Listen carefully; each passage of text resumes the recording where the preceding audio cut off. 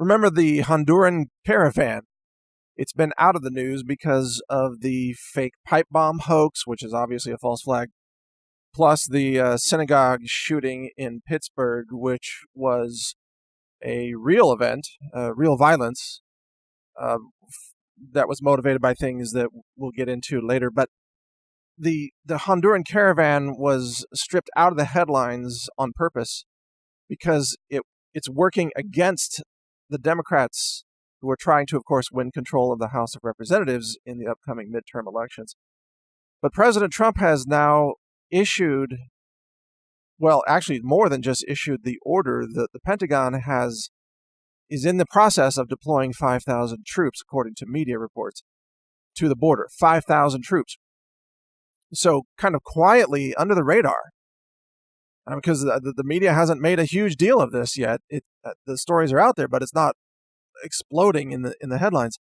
We've got the U.S. military deployed on the border, or in the process of that.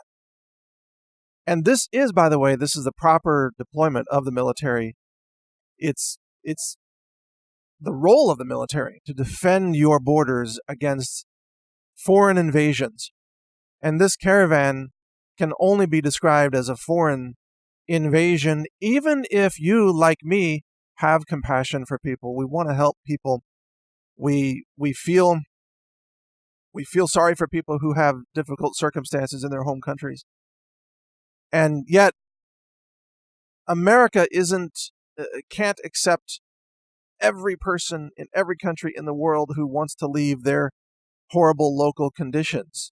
There are too many in the world. And the best way that we can help these people and others is to help spread liberty, democracy, economic freedom, help spread education and knowledge so that every country in the world might be a better place.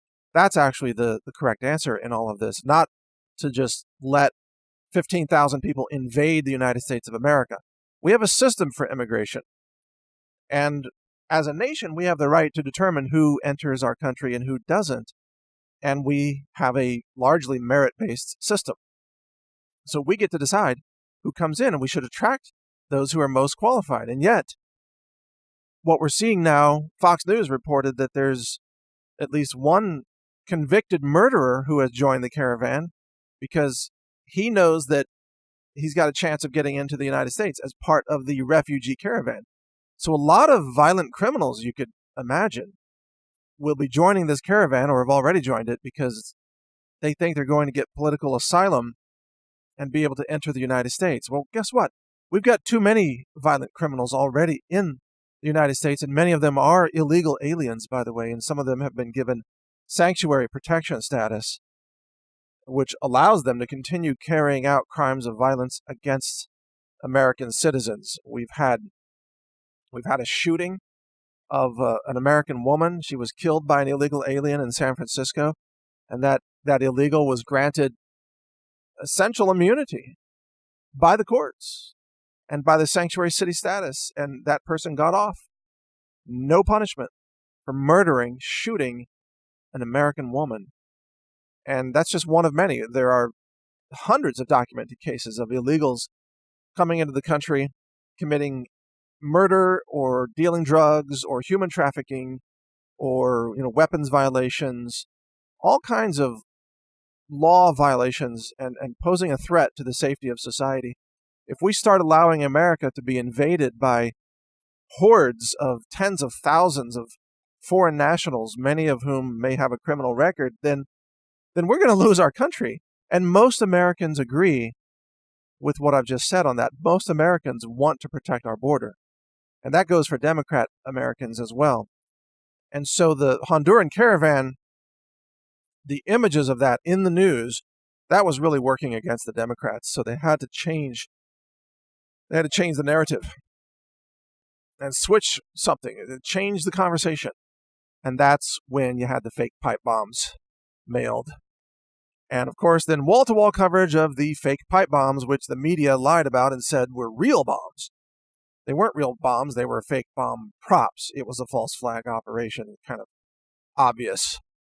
It was a really bad theatrical production. The bombs were fake. It was a horrible job even building fake bombs, and everything was too obvious. Even they discovered this perfectly wrapped van with all these images that were pro-Trump and pro-Pence and showing crosshairs over the face of Hillary Clinton. That van couldn't have survived a day driving around Miami, by the way. And yet somehow there it was, ready for the TV cameras. The whole thing was obviously set up and staged. The synagogue shooting was a different story. That was real violence, a real shooting, real people died, and I've already spoken at length about that and how much I denounce the Jew haters online, those who attack people for being Jewish, and I denounce those who are Nazi labelers, who just label everybody a Nazi if they don't like you. If you're a Trump supporter, they label you a Nazi. No, we are the ones, us Trump supporters, we are the ones who support Judaism, we support religious freedom, we support the Jewish people. And we recognize that Jewish people are good people who contribute tremendously to our global community, and that they deserve to be safe in their synagogues just as much as Christians deserve to be safe in their churches or other religions, people who are worshiping, regardless of your religion, Hindu, Islam, Buddhist, Catholic, whatever. You deserve to be safe in your places of worship, for God's sake, literally.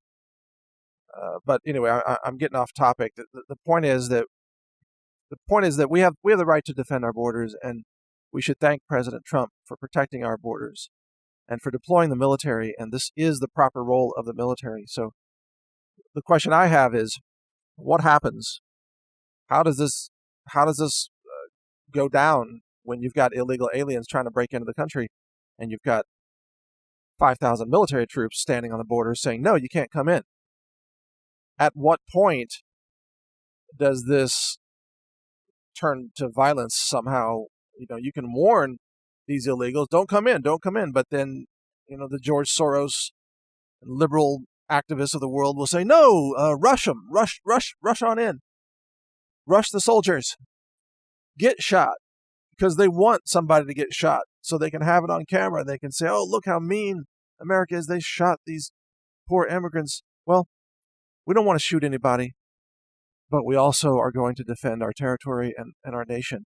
And so the proper thing for these Honduran caravan participants to do is turn around and go home, because you're breaking the rules. This is not the way to enter America.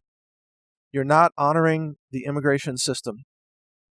You're not honoring the other immigrants who follow the rules and came into the country legally, and you have no claim to the pocketbook of the American people. You can't just walk in and say, I demand the right to vote. I demand endless entitlements. Give me food stamps and welfare, free housing, free health care. No, it doesn't work that way.